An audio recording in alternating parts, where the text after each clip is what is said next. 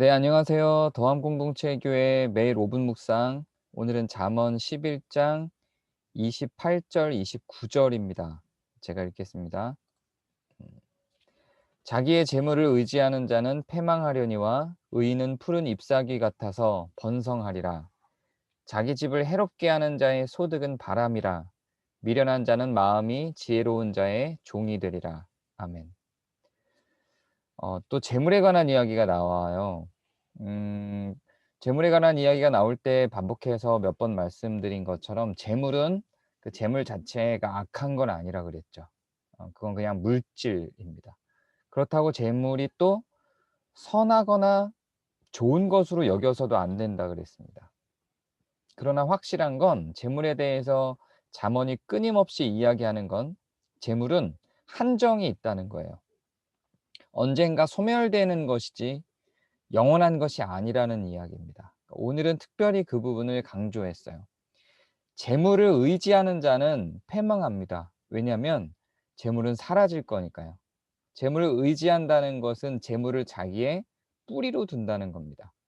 이러한 맥락에서 뒤에 비교되고 있는 게 뭐냐면 의인은 푸른 잎사귀 같아서 번성한다고 합니다. 자, 요 다음 그림을 보면요.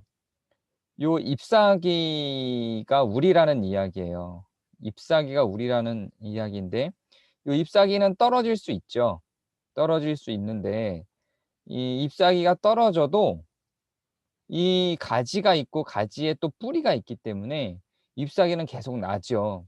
그래서 지금은 흔들거리고 떨어질 것 같아요. 하나 정도, 두 개 정도는 떨어지지만 결국은 이 가지와 뿌리가 튼튼하면 계속 풍성해지죠.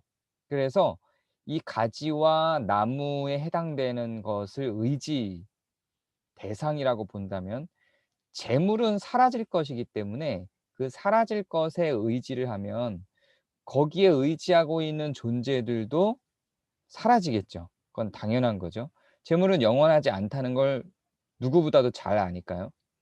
그런데 사라지지 않는 것, 하나님 혹은 의로움이라고 생각되어지는 것들, 이따가 지혜가 나오기 때문에 여기서는 하나님 혹은 의로움이라고 이 가지 혹은 뿌리, 잎사귀가 의지하고 있는 것을 생각하면 되는데요. 그렇게 가지나 뿌리는 잎사귀가 흔들려 떨어져도 사라지지 않습니다. 그러니까 우리는 잎사귀가 흔들려 떨어질 때 두려움이 있죠. 당장 무서워요. 왜냐하면 없어져 버릴 것 같거든요. 그러나 그 잎사귀가 의지하고 있는 것은 사라지지 않는 가지, 그리고 그 가지는 또 사라지지 않는 나무에 의지를 하고 있죠. 그렇기 때문에 지금 당장 잎사귀 하나가 떨어지고 내가 죽은 것 같아도 그것은 다시 또 생겨나고 그 뿌리가 사라지지 않기 때문에 다시 생겨나고 생겨나서 결국은 풍성해질 거라는 이야기입니다. 잎사귀는 자기가 사라져도 가지는 남기 때문에 그렇죠. 다시 한번 생각해 볼까요? 자기의 재물을 의지하는 자는 패망합니다. 의인은 푸른 잎사귀 같아서 번성하죠. 왜냐하면 의지하고 있는 대상이 다르기 때문에 그래요. 같은 맥락이라고 보면 되는데요. 자기 집을 해롭게 하는 자의 소득은 바람이라고 합니다. 자기 집을 해롭게 하는 자의 소득은 바람이래요. 자기 집을 해롭게 할 이유가 있을까요? 누가 과연 자기 집을 해롭게 할까요? 과연 그럴 수 있을까요? 그런데 그렇게 되죠. 자기 집을 해롭게 하는 자에게 소득이 있죠. 소득을 바라보고 집을 해롭게 합니다.